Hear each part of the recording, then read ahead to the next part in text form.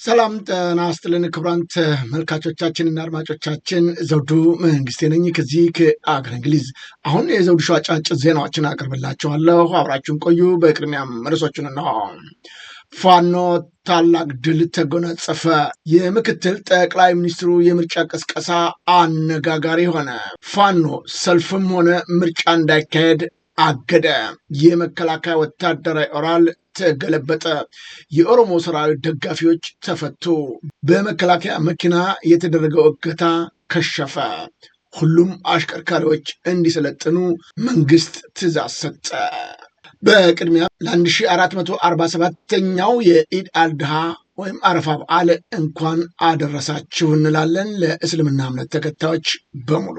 አሁን ወደ ዝርዝር ዜናዎቹ እናመራለን። አብረን እንቆይ።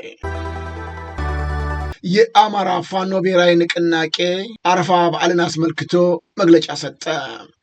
የአማራ ፋኖ ብሔራዊ ንቅናቄ ለመላው እስልምና እምነት ተከታዮች በተለይም በዓሉን በየግንባሩና በየጦር ሜዳው ለምታከብሩ የድርጅታችን ሙስሊም አመራርና አባላቶች እንኳን ለ1447ኛው የኢድ አድሃ ወይም አረፋ በዓል አደረሳችሁ ለማለት እንወዳለን ሲል በመግለጫው አሳውቋል። ይህ በዓል ትዕግስትን፣ መስዋዕትነትን በመጨረሻ ወደ ክብርና ድል የሚያደርሱ መሆናቸውን የምናስታውስበት ታላቅ ቀን ነው ያለው መግለጫው፣ ነቢዩ ኢብራሂም በፈተና ውስጥ ሆነው ያሳዩትን የማይናወጥ እምነትና ጽናት ዛሬም እውነትን ለያዙና ለህልውናቸው ለሚታገሉ ወገኖቻችን ትልቅ ትምህርት ነው ብሏል። የአረፋ በዓልን ስናከብር ሙስሊም ክርስቲያኑ፣ አጠቃላይ የአማራው ህዝብ የተጋረጠበትን የህልውና አደጋ ለመቀልበስ በአብሮነት በመከባበርና በአንድነት ለጋራ ዓላማ በመቆም ወቅታዊ ችግሮችንና ጫኖችን በጋራ ለመቋቋም የሃይማኖት ልዩነት ሳይበግረው እጅ ለእጅ ተያይዞ ሊቆም እንደሚገባም በማስታወስ ጭምር መሆኑ ይገባዋልም ሲል በመግለጫው አሳውቋል። የአማራ ፋኖ ብሔራዊ ንቅናቄ የአረፋ በዓልን የሚያከብሩ ሁሉ በአገዛዙ የተፈናቀሉ ወገኖቻችንን በማሰብ በዚህም የዘር ማጥፋት ጦርነትና በተለያዩ ምክንያቶች አደጋ ውስጥ የወደቁና በችግር ላይ ያሉ ወገኖቻችን ማሰብና መርዳት እንደሚገባም ጥሪ አቅርበዋል።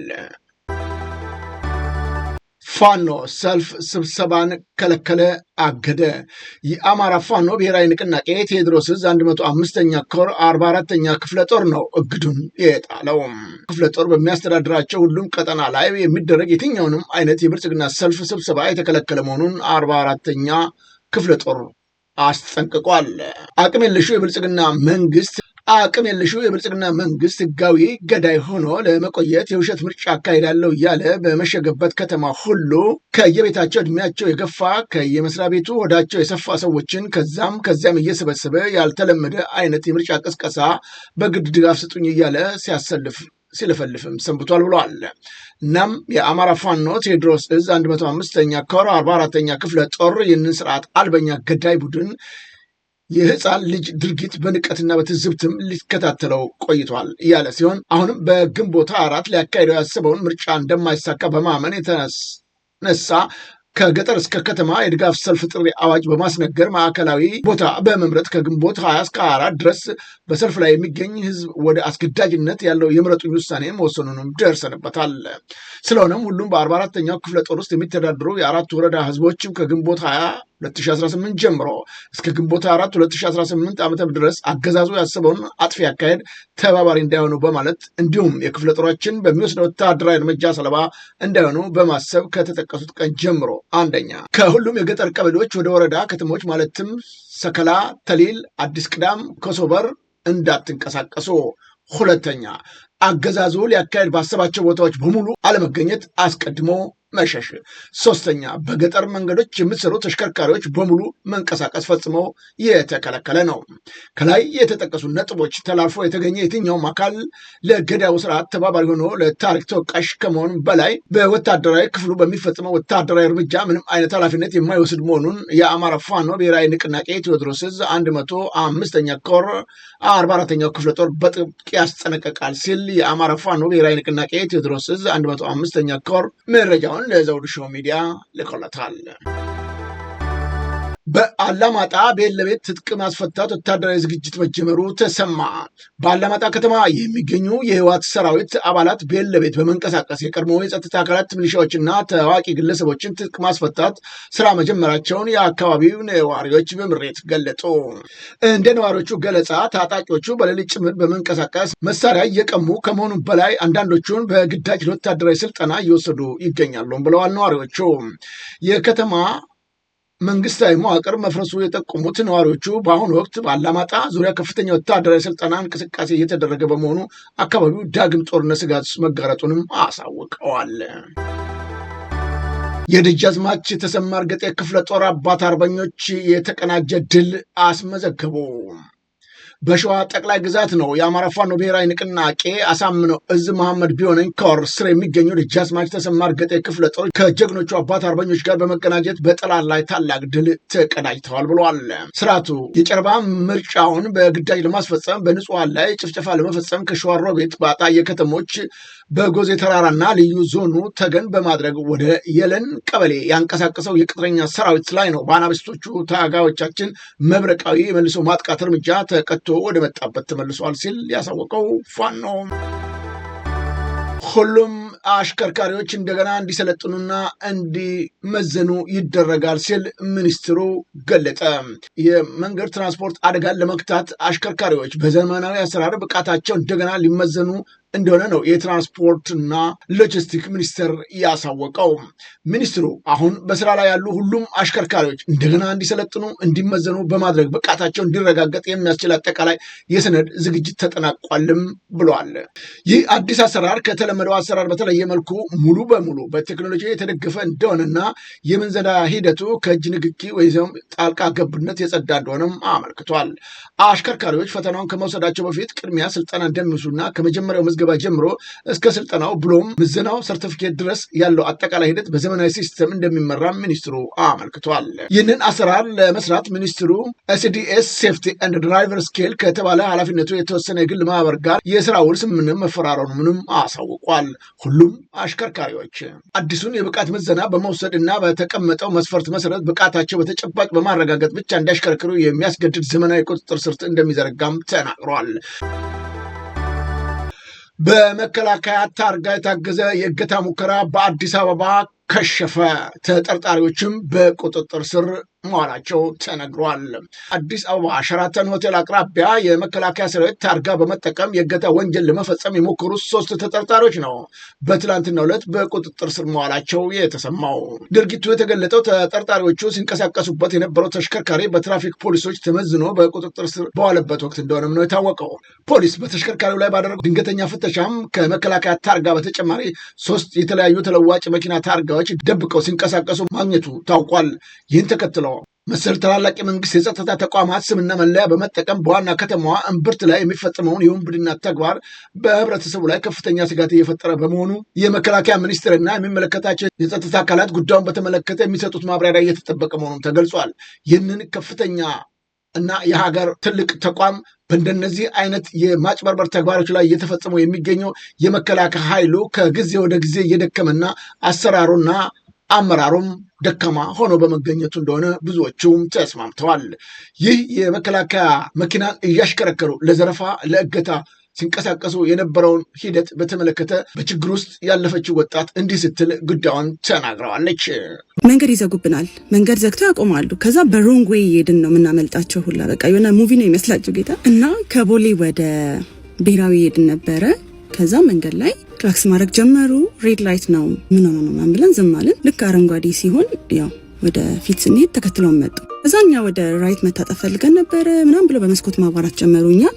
እኛ ደግሞ ያው ሬድ ላይት ስለሆነ መጠበቅ ነበረባችሁ ቢካዝ ምንም ወዴትም ፈቀቅ ማድረግ የምንችልበት ሁኔታ አልነበር። ከዛን ውረዱ እንደባደብ ምናምን አሉ። ምን ፈልገው ነው ሰዎች ብለን ቀጥ ብለን ዝም ብለን መሄድ ጀመርን። በመስኮት እየወጡ ወረዱ እንደባደብ ምናምን ይላሉ። ፖሊስ መፈለግ ጀመርን። ትራፊክ ፖሊስ መንገድ ላይ አዳቦች ከምናምን ብለን ዝም ብለን እየሄድን ከዛ በቃ በሮንግ ዌይ ሄድን። እንደዚህ መንገድ መሀል ላይ ሲቆሙ በሌላ በኩል እየተመለስን በጣም በቃ የሌለ ሆነ። ሸራተን ጋር ስንደርስ ትራፊክ ፖሊሶች ነበሩ እዛ ጋር። እኛ ወዲያው ዩተርን አድርገን አቆምን። ስናቆም እነሱ አይ ቲንክ ፖሊሶችን አላዩ መሰለኝ ለመደባደብ ያቆምና የመሰላቸው ወረዱ። ያን ታይም ነበረ ፖሊሶች መጀመሪያ ቼክ ምናምን መፈተሽ ምናምን መሳሪያ ከያዙ ብለው፣ እኛም ፈርተን ነበር በጣም መሳሪያ ያዙ መስሎን። ምክንያቱም እስኪ እናንተ ብትሆኑ የመከላከያ ሰራዊት መኪና ይዞ ሰው ቢያባራችሁ ምንድነው የሚሰማችሁ? እና መከላከያ ናቸው ብለን ብናቆም ኖሮ ብዙ ነገር ይፈጠር ነበረ። ከመኪናቸው ውስጥ ብዙ ታርጋ ተገኘ። በቃ ብዙ ማጣራት ውስጥ እኛም ሄደን እንደ ፖሊስ ጣቢያ ቃል ሰጠን ምናምን። ግን 3 ናቸው መኪናቸው ውስጥ የመከላከያ ሰራዊት የሚል መኪና ነው። እኛ ምን ሆነ ነው ምናምን ብለን ያው ሌላ ሀገር ውጭ ሀገር ምናምን ልክ እንደዚህ አይነት ነገር ከሀራስ እያደረጉ ሰዎች ካስቸገሯችሁ ወደ ፖሊስ ጣቢያ ወይም ወደ ፖሊስ በቃ ፖሊስ ወዳለበት ቦታ ነው የምትሄዱት እንጂ ከነሱ ጋር ሰጣ ገባ ውስጥ መግባት አያስፈልግም። በጣም በመንግስት መኪና ሳይቀር እንደዚህ የተራቀቀ ወንጀል እየተሰራ ስለሆነ ተጠንቀቁኛ። ተርፈናል፣ እግዚአብሔር ረድቶናል። ከእገታ የተረፈችው ወጣት በዚህ መልኩ መረጃውን ያካፈለች ሲሆን እስካሁንም ድረስ በተለይም በመከላከያ ሚኒስቴር በኩል የተባለ አንዳችም ነገር የለም። የብልጽግና አመራሮችን አጅቦ ሲጓዝ የነበረ ወታደራዊ ኦራል መኪና ተገለበጠ። መነሻውን ከደብረ ወርቅ ከተማ በማድረግ ነው። የብልጽግና አመራሮችን አጅቦ ወደ ግንድወይን በሚወስደው መስመር ላይ ሲጓዝ የነበረው አንድ ኦራል ወታደራዊ ተሽከርካሪ መገልበጡ የታወቀው። ይህ ተሽከርካሪ በደብረ ወርቅ ከተማ ሲያካሄድ የነበረውን የምርጫ ቅስቀሳ የድጋፍ ሰልፍ ሲያስተባብሩ የዋሉ የብልጽግና አመራሮችን አጅቦ ነው ከሚጓዙ በርካታ ፓትሮሎች፣ ኦራሎችና አምቡላንሶች መካከል አንዱ መሆኑን መንገድ ላይ በመገልበጡ ምክንያት በውስጡ የነበሩ ሰራዊት አባላት ህይወታቸው ማለፉንና ሌሎችም ከባድ የአካል ጉዳት እንደደረሰባቸው መረጃው አመልክቷል። ምንም እንኳን የጉዳቱ አጠቃላይ መጠን በዝርዝር ባይገለጽም በቦታው የነበሩ አምቡላንሶች ጉዳት የደረሰባቸው ወታደሮች ወደ ሆስፒታል ሲያመላልሱ መታየታቸው ታውቋል። የምክትል ጠቅላይ ሚኒስትሩ የምርጫ ቅስቀሳ አነጋጋሪ ሆነ። የኢትዮጵያ ምክትል ጠቅላይ ሚኒስትር አርሰናልን ጨምሮ አውሮፓ ክለቦችን ለምርጫ ቀስቅሰው ተጠቅመውበታልም ነው የተባለው። ምክትል ጠቅላይ ሚኒስትሩ ተመስገን ጥሩነህ ትላንትና በባህር ዳር ስታዲየም በምርጫ ቀስቀሳ መርሃ ግብር ላይ በዚህ የባህር ዳር ስታዲየም እነ አርሴናል፣ ማንቸስተር፣ ቼልሲን፣ ሊቨርፑል፣ ባርሳ፣ ቫሌንሺያን አስመጥተን ማጫወት እንፈልጋለን ሲሉ የአውሮፓ ክለቦችን ለምርጫ ቀስቀሳ መጠቀማቸው ተነግሯል። አስገራሚ ሰው ተብለዋል። ፖለቲከኞቹ የፓርቲያቸውን ርዕዮተ ዓለም የሀገሪቱን ችግር ላይ ያተኮረ እንጂ ወጣቱን ላሞኘው የሚል አይሆን፣ እኛ ጅል አይደለንም በማለትም ነው የጠቅላይ ሚኒስትሩን የምርጫ ቅስቀሳ ያጣጣሉት። የህዝብን ህልውና ማስጠበቅ፣ የሀገርን ሉዓላዊነት ማስከበር፣ በጋራ እሴቶች ላይ የተመሰረተ የብሔርተኝነት አንድነትን ማጽናት እና ለሁሉም ዜጋ እኩል እድል የሚሰጥ የፍትህ ስርዓት መገንባት የሚሉ ርዕዮተ ዓለማዊ መሪዎች ሊኖራቸው ሲገባ በእንደዚህ አይነት ተራ ነገር የወጣቱን ቀልብ ልትስቡ መሞከራቸው ነውር የተሞላበት ተግባርም ነው ብለዋቸዋል። የምክትል ጠቅላይ ሚኒስትሩ የምርጫ ቅስቀሳ እንዲህ የሚል ነበር።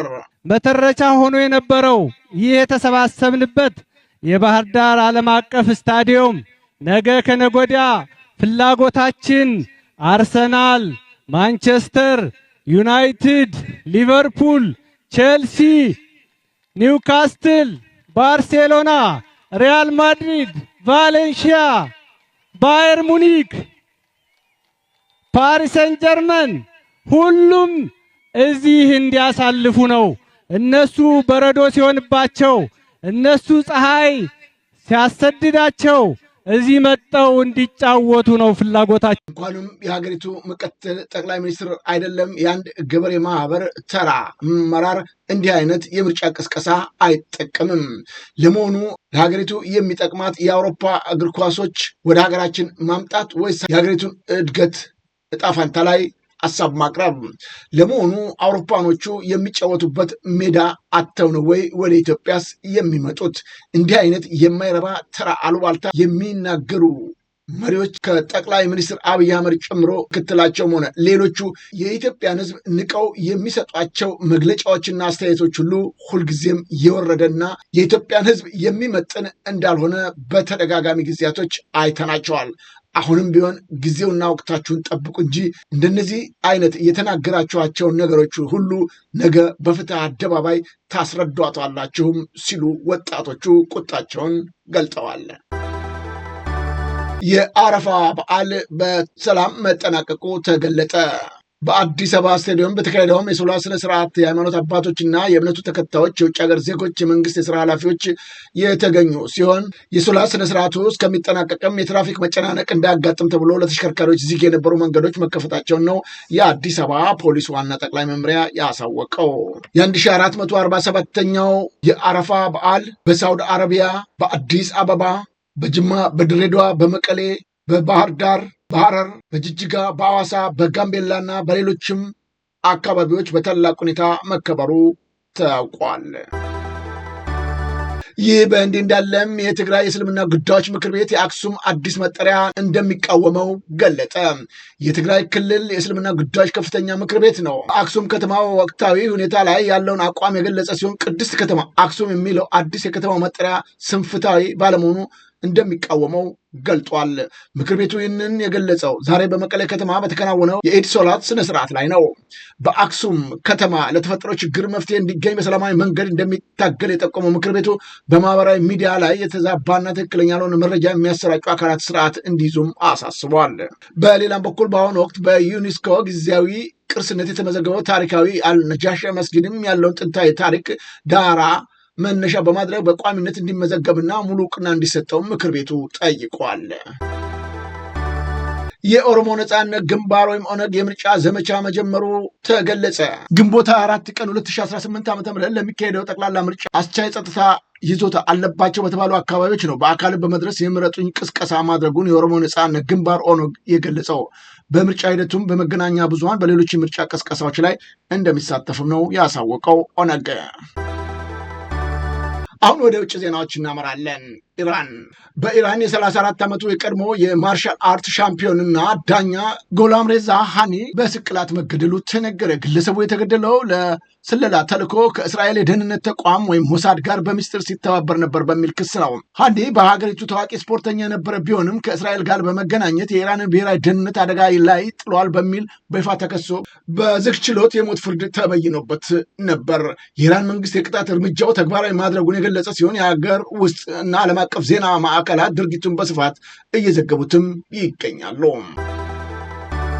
ኢራን የኢንተርኔት አገልግሎት ጀመረች። በኢራን ላለፉት 3 ወራት 88 ቀናት ሙሉ በሙሉ ተቋርጦ የቆየው የኢንተርኔት አገልግሎት ፍርድ ቤት እንዲቀጥል የተላለፈውን እገዳ በመጣስ በከፊል መልሶ ማገገም መጀመሩን የዓለም አቀፍ የዜና ምንጮች ዘግበውታል። ከፍተኛ የኢኮኖሚና የማህበራዊ መስተጋብር ቀውስ አስከትሎ የነበረው ይህ የኢንተርኔት እገዳ መላላክ የጀመረው የሀገሪቱን የፍትህ አካላት እገዳው እንዳይነሳ የወሰኑትን የፍርድ ቤት ትዕዛዝ ወደ ጎን በመተው እንደሆነም ተገልጿል። በአሁኑ ወቅት በተለያዩ ሀገሪቱ አካባቢዎች የሚገኘው ተጠቃሚዎች የተቆራረጠ የኢንተርኔት መረብ ማግኘት እንደጀመሩም ሪፖርቱ አመልክተዋል። ኬንያ ከኦሮሞ ነጻነት ሰራዊት ጋር ግንኙነት አላቸው በሚል ተጠርጥረው በናይሮቢ ታስረው የነበሩ 2 የቦረና ሀገር ሽማግሌዎች በዋስ መለቀቃቸው ተነገረ። ከኦሮሞ ነጻነት ሰራዊት ወይም ኦነስ ጋር ግንኙነት አላቸው በሚል ተጠርጥረው ከ2 ሳምንት በፊት ግንቦት 6 2018 ዓ.ም ታስረው የነበሩ የኬንያ ማርስቢት ካውንቲ ተወላጅ የሆኑት 2 የቦረና ሀገር ሽማግሌዎች 14 ሚሊዮን የኬንያ ሺሊንግ ወይም 13.3 ሚሊዮን የኢትዮጵያ ብር የሚያወጣ የንብረት ዋስትና በማስያዝ ነው የተለቀቁት።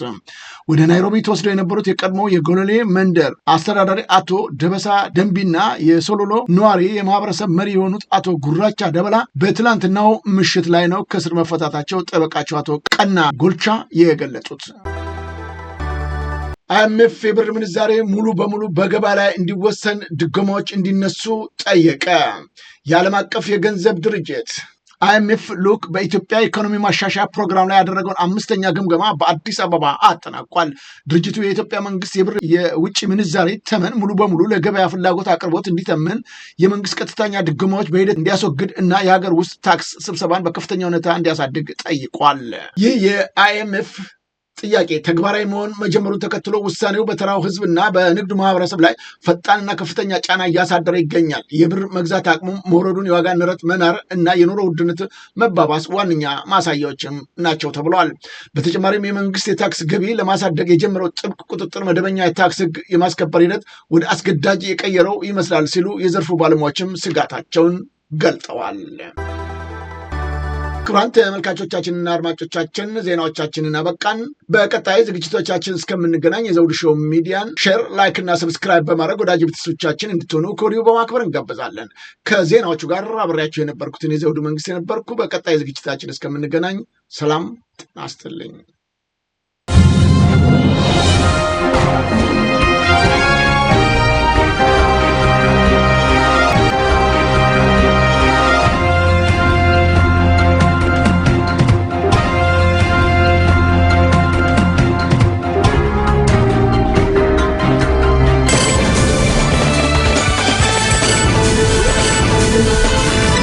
Thank you.